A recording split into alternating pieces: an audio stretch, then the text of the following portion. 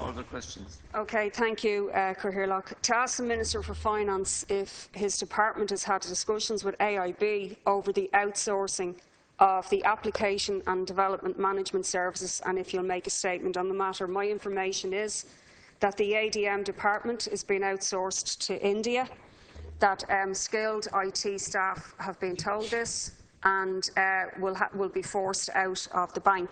This is a bank that we, so-called we, own 99.8% of, but yet the government is agreeing not to intervene in any way into the employment practices and the job losses in AIB. Thank you. Minister.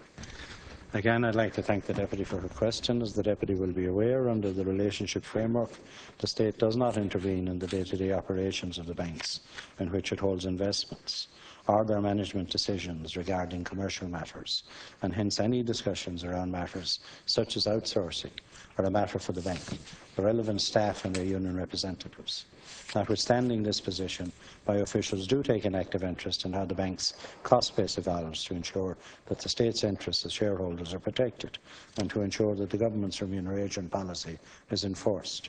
The bank has previously indicated that as part of its restructuring plan to reduce costs and increase efficiencies, outsourcing of certain functions would be considered in consultation with unions and affected staff. I have also been informed by the bank that there have been no compulsory redundancies as a result of its recent outsourcing activities. Any staff who transfer under outsourcing arrangements transfer under the TUP regulations. I have been informed that AIB has not at this stage confirmed any agreement to outsource some of its technology services in application and development management teams to a third-party provider. Should such a decision be confirmed, then affected staff will be informed immediately and AIB will enter into a full process of information and consultation with employees' representatives, as required both by law and under engagement principles agreed with the Irish Bank Officials Association. Deputy Ruth Coppinger.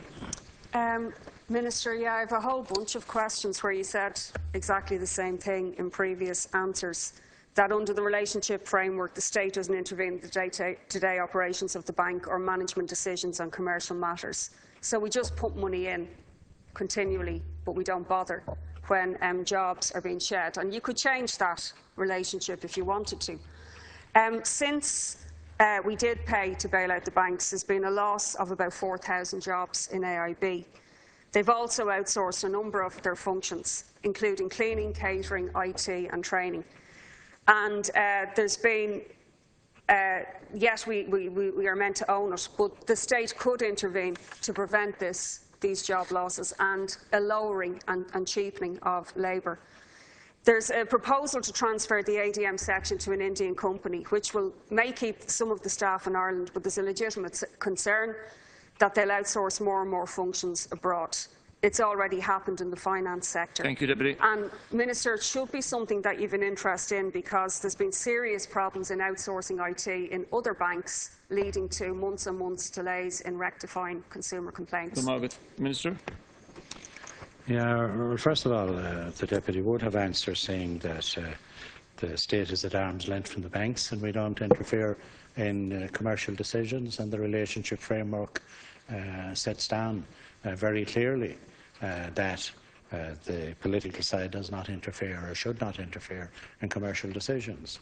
But if you go back to the time when Anglo-Irish Bank was nationalised, or to the time when, in the early days of this government, I recapitalised PTSB, AIB and Bank of Ireland, one of the main concerns of deputies on all sides of the House was that commercial decisions would be commercial and they would not be influenced by political considerations. And that was a very strong case advanced by everybody here, and it's something that I'm convinced was a proper decision, that there should not be political interference in commercial decisions in the banks. As I said in my reply, my information, which we've got from AIB, that AIB has not at this stage confirmed any agreement to outsource some of its technology services. But should they do so, they will follow the agreements they have entered into with the IBOA, the Irish Bank Officials Association. Thank you, Minister. And they will consult immediately with the staff if such a decision is made. Deputy Ruth Coppinger. Make it sound like a holy creed that the state shouldn't intervene in bank decisions.